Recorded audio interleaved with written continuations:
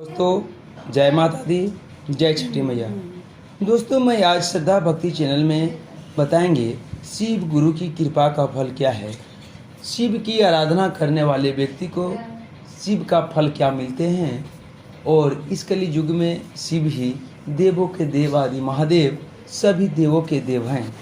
तो आज जाने आपकी राशि, आपकी कुंडली, आपके दैनिक और शिव गुरु की कृपा का फल क्या क्या होते हैं। तो चलिए दोस्तों, सबसे पहले एक बार बोले श्री नारायण विष्णु भगवान की जय, हर हर महादेव की जय, लक्ष्मी नारायण की जय। तो जाने दोस्तों शिव गुरु की कृपा का फल। दक्षिण देश के देवगिरी पर्वत के निकट सुधर्मा नामक एक अत्यंत तेजस्वी तपोनिष्ठ ब्राह्मण रहता था। उसकी पत्नी का नाम सुदेहा था। दोनों में परम पर बहुत प्रेम था क्या। लेकिन दोस्तों देखिए तकदीर का लिखा क्या होता है। उस प्रेम था पर किसी प्रकार का कोई कष्ट उन्हें नहीं था। लेकिन उन्हें कोई संतान भी नहीं थी। ज्योतिष गणना से पता चला कि सुदेशा के गर्भ में संतानोत्पत्ति हो नहीं सकती। तब सुदेशा संतान की बहुत इच्छुक थी। उसने आग्रह करके सुधर्मा का दूसरा विवाह अपनी छोटी बहन से करवा दिया। पहले तो ब्राह्मण देवता को ये बात नहीं जची, लेकिन अंत में उन्हें पत्नी की जिद के आगे झुकना ही पड़ा। वे उसका आग्रह टाल नहीं पाए। वे अपनी पत्नी को छोटी बहन सुषमा को व्यवहार कर ले आए। उसके बाद सुषमा अत्यंत विनीत और सदाचारणी स्त्री थे। वह भगवान शिव की अनंत भक्ता। प्रतिदिन 101 पार्थिव शिवलिंग बनाकर हृदय की सच्ची निष्ठा के साथ उनका पूजन करती थी। भगवान शिव जी के कृपा से थोड़े ही दिन बाद उसके गर्भ से अत्यंत सुंदर और स्वच्छ बालक ने जन्म लिया। बोले श्री गणेशाय की जय।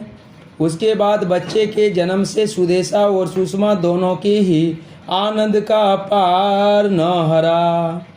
दोनों के दिन बड़े आराम से बीत रहे थे। लेकिन न जाने कैसे थोड़े ही दिनों बाद सुदेशा के मन में एक कुविचार ने जन्म ले लिया।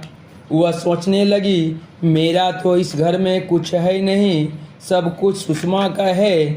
मेरे पति पर भी उसने अधिकार जमा लिया, संतान भी उसी का है। यह कुविचार धीरे धीरे धीरे धीरे धीरे उसके मन में बढ़ने लगा।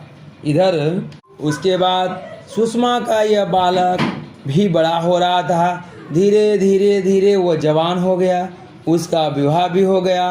अब तक सुधा के मन का कुविचार रूपी करक एक विशाल वृक्ष के रूप ले चुका था। अत्यंत एक दिन उसने सुषमा के युवा पुत्र को रात में सोते समय मार डाला।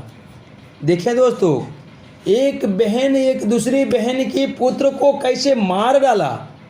उसके शव को जाकर उसने उसी तालाब में फेंक दिया जिसमें सुषमा प्रतिदिन पार्थिव शिवलिंग को फेंका करती थी।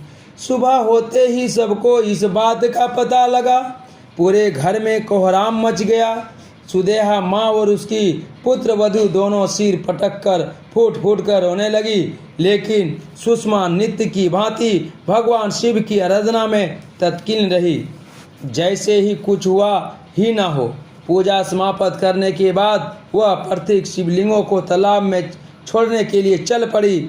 जब वह तालाब से लौटने लगी, उसी समय उसका प्यार लाला तालाब से भीतर निकलकर आता हुआ दिखलाई पड़ा। वह सदा की भांति आकर सुषमा के चरणों पर गिर पड़ा, जैसे कहीं आसपास से ही घूम कर आ रहा हो। इसी समय भगवान शिव भी वहां प्रकट होकर सुषमा से वर मांगने को कहने लगे। वह सुदेशा की घिनौनी करतूत से अत्यंत क्रुद्ध हो उठे थे। अपने त्रिशूल द्वारा उसका गला काटने को उद्यत दिखलाई दे रहे थे। सुषमा ने हाथ जोड़कर भगवान शिव से कहा, हे प्रभु, यदि आप मुझ पर प्रश्न है तो मेरी उस अभागिन बहन को क्षमा कर दें। निश्चित ही उसने अत्यंत अब जघन्य पाप किया हो, किंतु आपकी दया से मुझे मेरा पुत्र वापस मिल गया, अब पाप उसे क्षमा कर दो। तो देखे प्रभु, देखे भक्तों, प्रभु की क्या लीला अपरंपार है। जो शिव की भक्ति जो शिव के चरणों में उसका अपना सर को रखते हैं, उसका कल्याण ही कल्याण होता है। मारनदाता जन्मदाता भोले भंडारी ही होते हैं। देवों के देव महादेव भी शिव शंकर भोले ही हैं। उसके चरणों में जो भी जाते हैं उसका जीवन धन्य हो जाता है। इसी के साथ मैं आज शिव गुरु की कृपा क्या होती है आपने सुन लिया, और इसका कृपार्थ आप भगवान शिव को पूजें। भगवान शिव के ही इस कलयुग में पूजा करने से आपका उद्धार होगा। जय भोलेनाथ, जय भगवान।